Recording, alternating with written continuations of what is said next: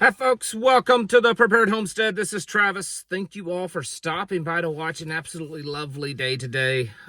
Weather has just been almost what you would call perfect, maybe just slightly cooler than that, but pretty amazing day. And for me personally, it's been a really great day because I got to spend the day with my grandbabies, and that is always a good day. Our one daughter from out of state came to visit this weekend, and then one of the other kids that's got 3 grandbabies, he and his wife came to visit today. So we had not the whole family, because we have 4 adult children that live out of home, but 2 of the 4 adult children came and brought their family. So it was pretty amazing. I mean, you know, I've got 3 beautiful granddaughters, and they are so sweet. And I mean, you know, in my opinion, they're perfect, but all you grandparents feel that way. So anyways, that was my day, and I figure it's my channel, and every once in a while I get to just brag about stuff, and there's nothing better to brag about than my granddaughters. So, a lot of crazy stuff's going on, but I think that there's a potential for things to get much, much crazier for us here in the United States. In very much a destabilizing way. Not necessarily, it's not all bad, but like I've said and I've pointed out for weeks now, just because something may in the end be good, it could very much cause chaos and destabilization in the meantime. And so that's something I want to get to. Europe is still, I mean, they're going headstrong into war. Latvia is encouraging all European countries to start conscriptions of soldiers. They're still pushing this $800 billion in military spending. Not all European countries have signed on to that, but the majority have. And then also the European Commission announced, I believe yesterday or this morning or something, that they are planning on rolling out their central bank digital currency, their euro crypto dollar central bank currency, this coming October. So that's happening. And once we see more and more nations, especially big ones, because there's already a few that have the central bank digital currency, but once you see several big markets do that, it's going to put pressure on everyone. And even though the United States may not go down the typical central bank digital currency, road, the cryptocurrency, using that as currency, is, I think, is equally as dangerous. So anyways, I think so. So it's been in the news for the last few days, or it's maybe longer than this, but I'm talking about where it's like mainstream accepted kind of news about former President Joe Biden and his mental status during all or most of his presidency. I mean, this is not what a lot of what I'm going to say, excuse me, is not new necessarily. You already know this. You've believed this for years to the point that you know that it's true. But just like with COVID, there's a difference between what you believe and know and what is officially true, right? There's a big difference there. So the Attorney General of my state here in Missouri has filed a lawsuit against the U.S. government and Joe Biden, stating that there's strong, compelling evidence that he was so mentally incapacitated during most or all of his presidency that he was not actually running the country, and that other people were signing documents, that other people were issuing executive orders, and that he many times wasn't even aware that this was happening.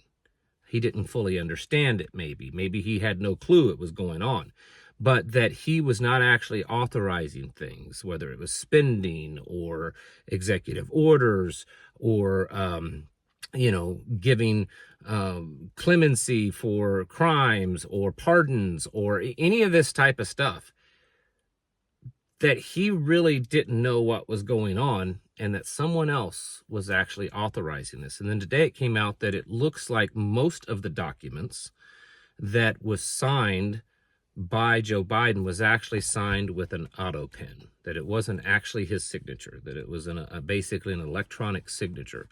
And so the question is starting to grow. And again, I know that this is not surprising to you, but what should be is that it's becoming a mainstream story, is that how much of what Joe Biden did was not actually Joe Biden. And so the lawsuit and the questioning now is that, okay, if we find this out to be true, does that make it null and void a lot of the stuff that he did? So when he pardoned, all of the people that he pardoned, including Hunter Biden, does that make that null and void because it wasn't actually the president? I mean, according to, I believe, constitutional law, it would make it null and void of spending bills and all kinds of stuff, anything, basically anything, would it make it null and void? And so now the question is starting to be raised, if it wasn't actually him signing it, or he wasn't aware of what was being done, it was all being done with an auto pen, so someone in the administration, it may have been more than just one person, may have been his wife, could have been aides, it could have been people under the direction of Barack Obama or even Hillary Clinton. I mean, there's all kinds of options, and I'm sure that many of you have theories on that. But honestly, right now, it doesn't matter. It wasn't Joe Biden who was the duly elected president, even though, regardless of whether you believe the election was stolen or not, the part of him getting sworn in, of the vote getting ratified by the Senate and all that, that was legit, okay? The popular vote and all that may have not been, but him being president, as much as you may not want to admit it, I think is very legitimate. So all of the stuff that he did could be rendered null and void. It's possible.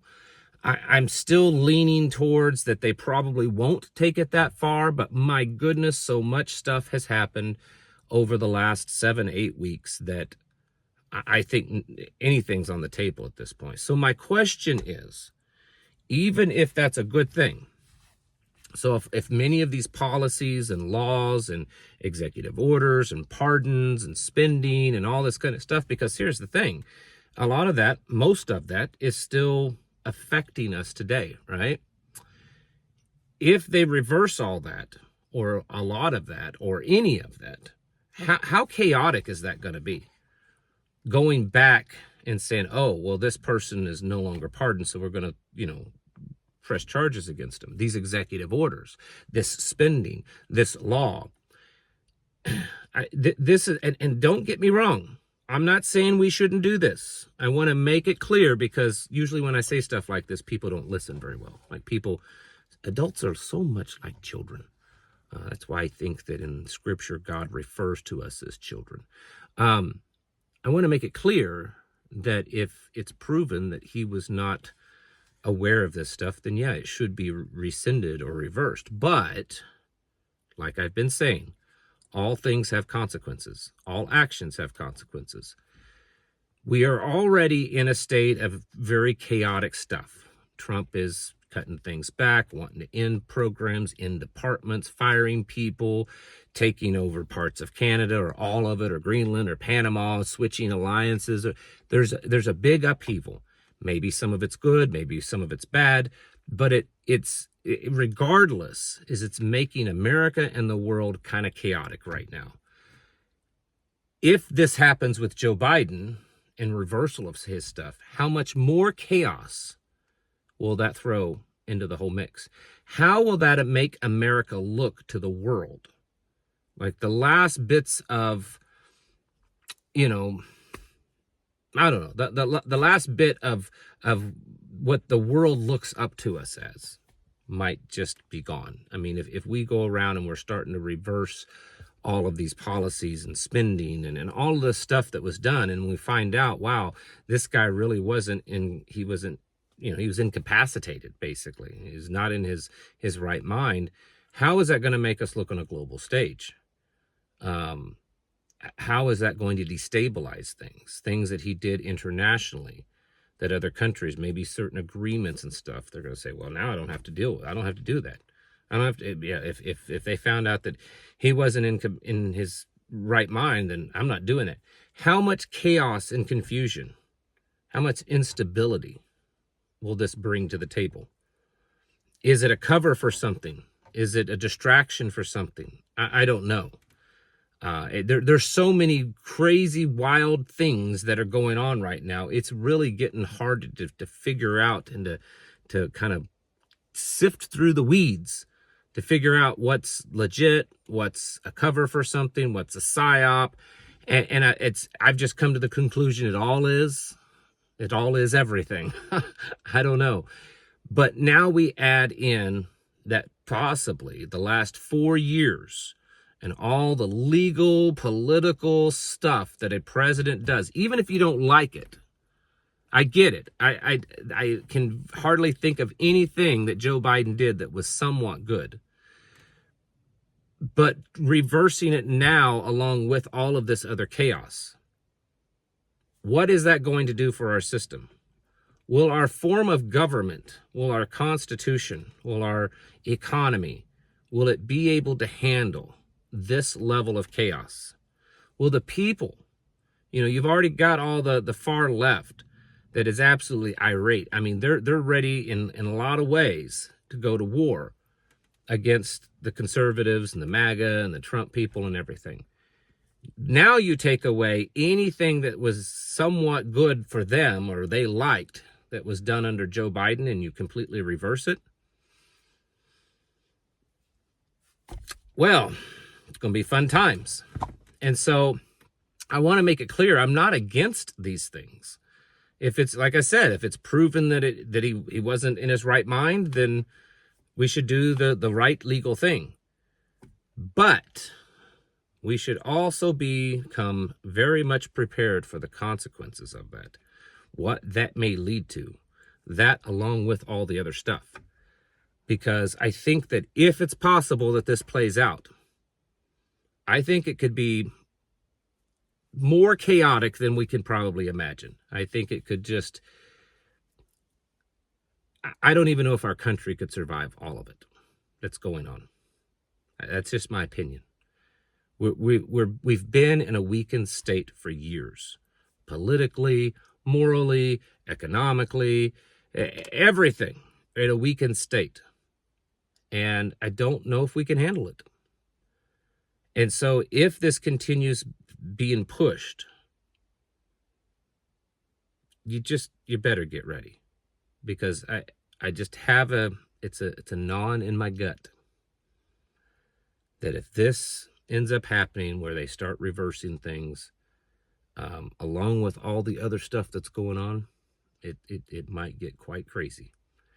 And so I suggest very strongly that you get ready, stocking up, mentally preparing your family, going over your plans, building your community, your little tribe, your mag, whatever it is, because things are looking quite crazy right now.